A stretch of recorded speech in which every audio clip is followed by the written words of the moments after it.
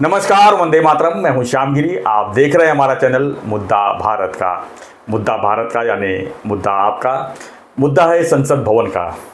जी हाँ, संसद भवन में पहला सत्र जो 2024 के चुनाव के बाद का पहला सत्र लगभग ख़त्म हो चुका है। मोदी जी का जो है अंतिम भाषण भी राज्यसभा में शुरू है। लेकिन सवाल यहाँ पर कई खड़ा हो गए हैं। एक तो राहुल गांधी ने जिस तरह से आक्रामक भूमिका निभाई, उसको लेकर पूरे देश में माहौल थोड़ा गर्म है, क्योंकि उन्होंने पूरे हिंदुस्तान को, हिंदुओं को जो है हिंसक का रूप दे दिया है। इसको लेकर काफ़ी बवाला मचा है। तो सवाल ये उठता है कि राहुल गांधी का जो अभी आने वाला समय है वो क्या इस तरह का ही हिंदुओं के खिलाफ ही रहेगा, या कुछ देश के लिए भी कुछ करने के लिए ही, क्योंकि अगले पीएम के बारे में लोग सोच रहे हैं, तो क्या इसी तरह के पीएम को हम जो है चुन के संसद में भेजेंगे या देश के लिए हम उनको खड़ा करेंगे? ये भी कई सवाल हैं। हमारे साथ में है विवेक जोशी जी, राजनीति विशेषज्ञ भी हैं, सीनियर एडवोकेट भी हैं। हम इनसे जानेंगे कि राहुल गांधी का जो अब की बार जो 99 सीट लेकर जो अपनी आक्रामक भूमिका में आए हुए हैं इंडी गठबंधन के साथ, किस तरह का उनका नेचर है। क्या ये नेचर जो है उनको पीएम पद तक ले जाएगा? क्या वो यही सोच रहे हैं? सवाल कई हैं, हम जवाब अभी ढूंढेंगे। सर, स्वागत है एक बार फिर से आपका हमारे चैनल में। धन्यवाद सर। क्या कहेंगे सर, राहुल गांधी के जिस तरह से पूरे देश के हिंदुओं को जो है एक तरह से ठेस पहुंचाया है उन्होंने, और क्या यही चीज़ अगर उन्होंने मुसलमानों के बारे में कहा होता तो ये लोग शांत बैठे होते? जय हिंद, वंदे मातरम। दोस्तों, सर जो अभी पार्लियामेंट में हुआ जी, वो उसको मैं दो तरह से देखता हूँ।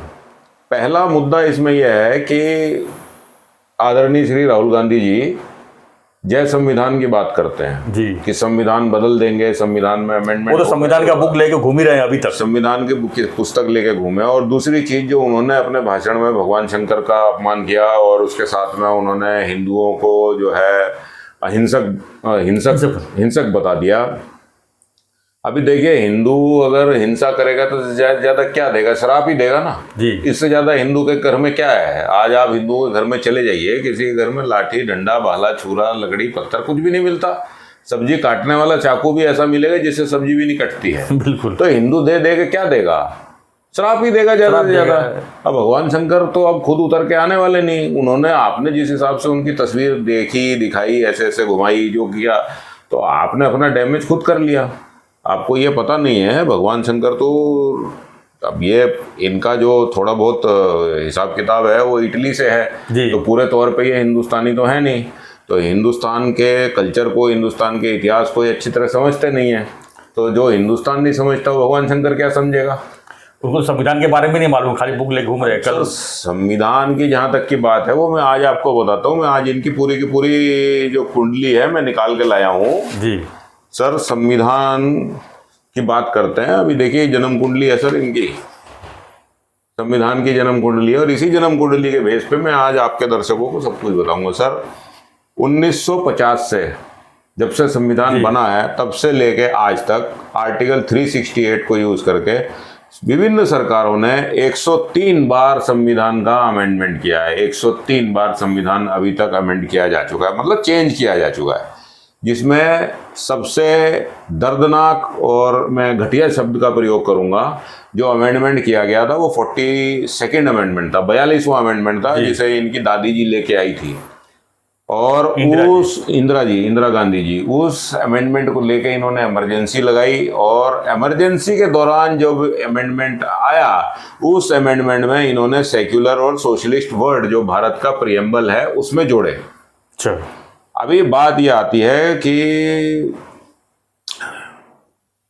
हिंदुस्तान के सबसे बड़े लीगल विशेषज्ञ, विधिज्ञ, सबसे ज़्यादा एजुकेटेड आदमी आदरणीय श्री बाबा साहब भीमराव अंबेडकर सर ने जो संविधान बनाया था, उसमें अगर ये दो शब्द होते, सेक्युलर और सोशलिस्ट, तो आपको 1976 में से जोड़ने की क्या जरूरत पड़ गई थी जी।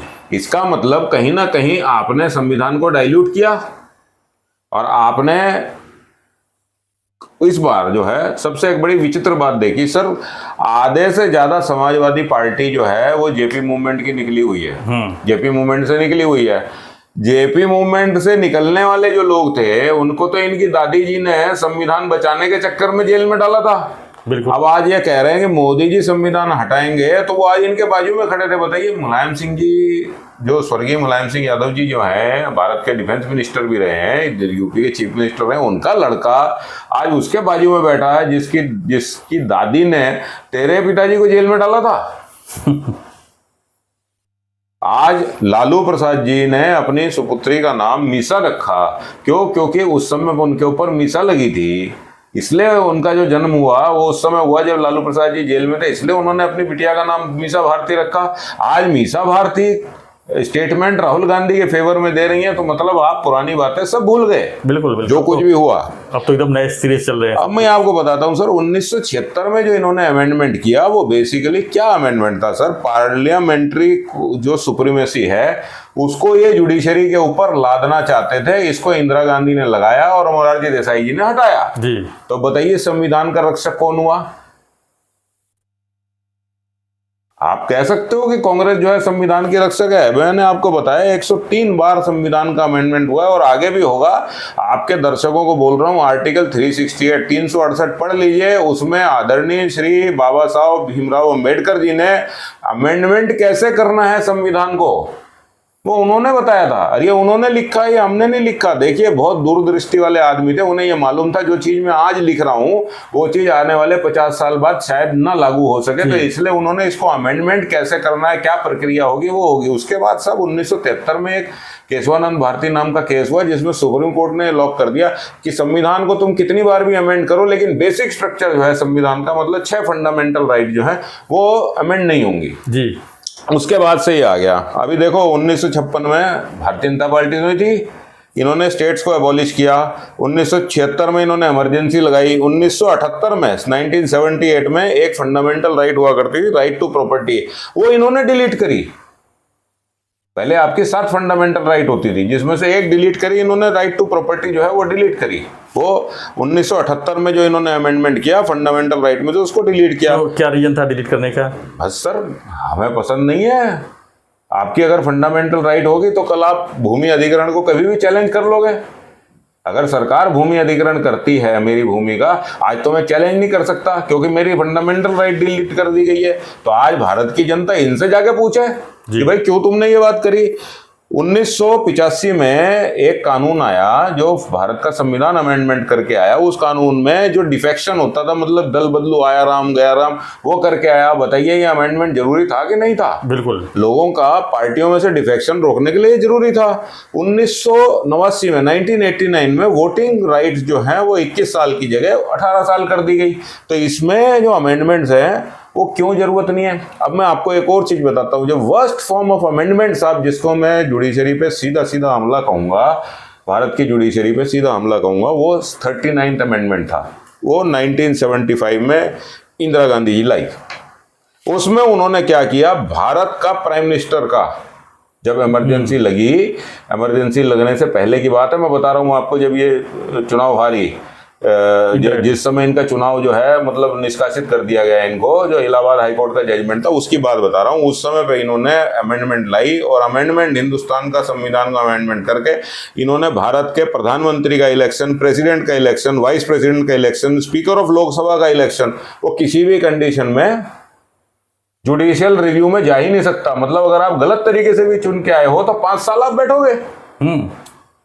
अब आज ये बता रहे हैं कि जो एटीएम है, ईवीएम है, ईवीएम जाली है। अरे साहब, आज आपके पास भारत के सुप्रीम कोर्ट में जाने का अधिकार है क्योंकि ये अमेंडमेंट को खारिज कर दिया गया। अगर ये अमेंडमेंट आज भी वैलिड होता, जो आपकी दादी जी ने बनाया था, श्रीमती इंदिरा गांधी जी ने बनाया था, भारत की आयरन लेडी, भारत की प्रधानमंत्री ने बनाया था, तो ये जो अमेंडमेंट अगर आज भी होता तो क्या आप आज मोदी जी का चुनाव जो है आप चैलेंज कर सकते थे? आप कोर्ट में जा सकते थे? ईवीएम के ऊपर नहीं जा सकते थे। अब मैं आपको दूसरी चीज बताता हूं। ये आज जो जिस तरह से जो लीगल सिस्टम में, जुडिशरी में बात करती है, भाई जो अभी करंट सरकार है या और कोई सरकार है, उन सरकारों का कोई डायरेक्ट हस्तक्षेप जुडिशरी के कामकाज में नहीं रहा। लेकिन मैं आपको 1973 की घटना बताता हूं सर। 1973 में एक हमारे भारत के सुप्रीम कोर्ट में एक चीफ जस्टिस ऑफ इंडिया नियुक्त हुए। जिनका नाम है जस्टिस श्री A.N. रे। सुप्रीम कोर्ट का एक नॉर्मल प्रोसीजर है कि जो सीनियर मोस्ट जज है वो ही चीफ जस्टिस ऑफ इंडिया बनेगा। वहां पे एक तरह से रिटर्न रूल है, आप उसको चेंज नहीं कर सकते। लेकिन इंदिरा गांधी जी के समय में जस्टिस A.N. रे को इन्होंने चीफ जस्टिस अपॉइंट किया, जिस समय पे उस कोर्ट में उनसे 3 सीनियर जज मौजूद थे, जिनका नाम justice Shri J.M. Shelat, justice Shri A.N. Grover, justice Shri K.S. Hegde था।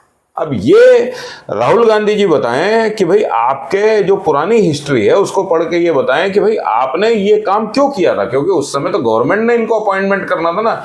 इमरजेंसी के बाद इंदिरा गांधी जी को जो नुकसान होना था वो हुआ। अब उसके बाद जो दूसरी जो सरकार आई, वो सरकार आने के बाद आपके किए हुए उटपटांग कामों को उन्होंने चेंज किया। अब मैं आपको एक और चीज बताता हूँ सर, आपके दर्शकों को मैं एक बात बताता हूँ। मैंने आपके ये प्रोग्राम शुरू होने से पहले ही कही कि भाई इन्होंने कहा हिंदू हिंसक हैं, हिंदू हिंसक हो गए। अभी हुआ क्या है सर, रिसेंटली भारत देश का जो मुसलमान तबका जो है, वो भारत देश का मुसलमान तबका अब फिर से कांग्रेस की तरफ देखने लगा है। उसके बीच में भारत का जो मुस्लिम वोट था वो बट गया था, सपा में बट गया, आरजेडी में बट गया, MIM में बट गया। अभी मुसलमानों को फिर से एक राह दिखने लगी है कि भाई कोई एक आदमी है जो हमारी बात कर रहा है। अच्छा, वो तुम्हारी बात अगर सही ढंग से कर रहा हो तो ठीक है, अगर वो खाली तुम्हें as a vote bank use करता है तो भाई तुमको सोचना है कि ये वोट बैंक की राजनीति में तुम कब तक लिप्त रहोगे। अभी क्योंकि इनको जो मुस्लिम है उनको खुश करना है तो इन्हें एक एंटी हिंदू बात कहनी थी। आज मैं भी इस बात से हाथ हूं कि भाई मतलब हमारे को आपने बोल दिया कि हिंदू जो है हिंसक हो गए। मैंने आपके स्टेटमेंट में मतलब शुरुआत में कहा था कि हिंदू हिंसक हुआ तो भी क्या देगा, एक श्राप ही देगा, इससे ज्यादा कुछ नहीं देगा। सर 7 नवंबर 1966, 7 नवंबर 1966 करपात्री महाराज गो हत्या को रोकने के लिए, कानून बनाने के लिए जो हमारे देश के साधु संत हैं उन्होंने एक जत्था बना के वो अपना प्रदर्शन कर रहे थे जी। और आर्टिकल 48 में directive principles of state policy के तहत हिंदुस्तान की सरकार को गो हत्या रोकने का कानून बनाना अनिवार्य है, ऐसा आर्टिकल 48 में है। अब जब इन्होंने अपना प्रदर्शन चालू करा तो ये 10-15 हजार लोग थे जो पार्लियामेंट की तरफ चल रहे थे। हिंदुस्तान में एक सबसे असंवैधानिक घटना जो हुई वो तो इनके कार्यकाल में हुई, इन्होंने उन साधुओं के ऊपर गोली चलवाई। बिल्कुल। और आप याद करिए 7 नवंबर 1966 एक हिंदू ऋषि ने आपकी दादी जी को श्राप दिया और उस श्राप के चलते आपको वो श्राप जो है, उस दिन गोअष्टमी थी, गोपाष्टमी थी। इंदिरा गांधी जी की हत्या जब हुई वो 31 अक्टूबर 1984 थी, उस दिन भी गोपाष्टमी थी।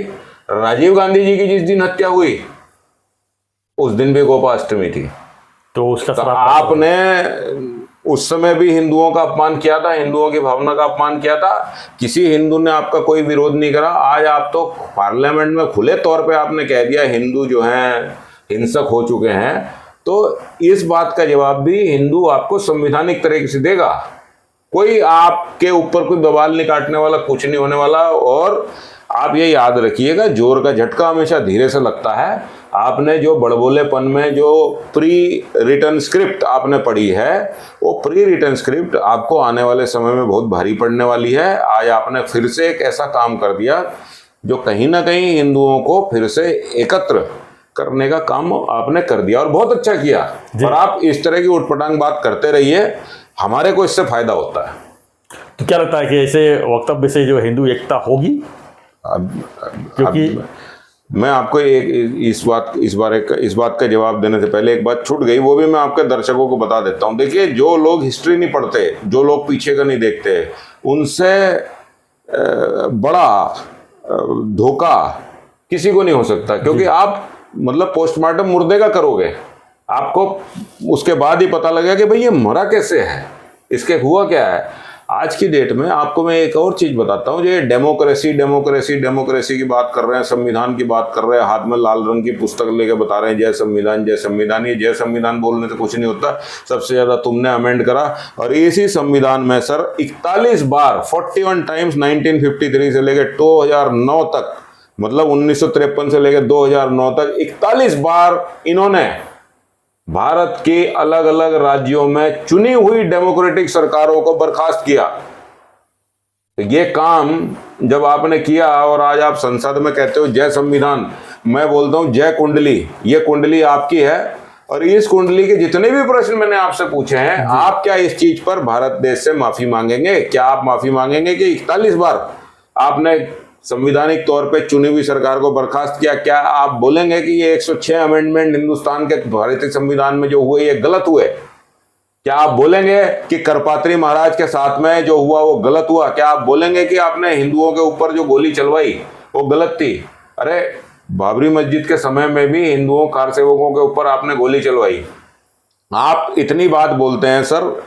हम लोग तो वो हैं जिन्होंने बाहर के लोगों को भी अपने देश में आने दिया। हिंदू सम्राट जो हमारे दिल्ली के सम्राट थे, 16 बार मोहम्मद गोरी की गर्दन दबाई। हर बार मोहम्मद गोरी माफी मांग के गया। 17वीं बार उसको पृथ्वीराज चौहान साहब के उसमें ये हो गया, तो उन्होंने 17वीं बार जो है उनको बता दिया कि हमें क्या करना चाहिए था। तो हिंदू तो सर इस तरह का आदमी है कि जो हारने के बाद अगर शत्रु हथियार डाल दे उसे कुछ नहीं कहता। तो कहाँ हिंदू हिंसक हो रहे हैं? आपने इतने बम हम लोगों के ऊपर फोड़े। आज आप कहीं भी चले जाइए सर, किधर आप खुदाई करवाइए तो खुदाई करवाते हुए आपको कभी विष्णु भगवान की मूर्ति निकल रही है, कभी आप उस खुदाई को करवाते हुए आपको शंकर भगवान का शिवलिंग निकल रहा है, कभी दुर्गा माता जी की मूर्तियाँ निकल रही हैं। तो ये मूर्तियाँ कोई धरती में अपने आप तो नहीं गई। ये जब आपके मुगल शासक आए थे, उन्होंने हमारे मंदिरों को तोड़ा और हमारे ऊपर अत्याचार करा, तब उस समय हमारे पूर्वजों ने बचाने के लिए, अपनी धरोहर को बचाने के लिए उसमें डाल दिया। आपने हमारी नालंदा विश्वविद्यालय जला दिया। अरे आप ये कहते कि भाई मोहम्मद खिलजी ने नालंदा विश्वविद्यालय जलाया, ये गलत काम करा, पार्लियामेंट में हम इसकी भर्त्सना करते हैं, तो भी मैं समझ लेता। जी बिल्कुल। आपका क्या है? आप तो आज पॉलिटिकल आदमी हो और कल आप कुछ भी कह दोगे। तो इसीलिए मोदी जी ने कुछ लोगों के वोट के लिए, इसीलिए इन्होंने, मोदी जी ने जो इनको कहा कि ये बालक बुद्धि हैं, वो बालक बुद्धि ही रहेंगे, इससे ऊपर ये बन नहीं सकते। बिल्कुल बिल्कुल सही कहा आपने।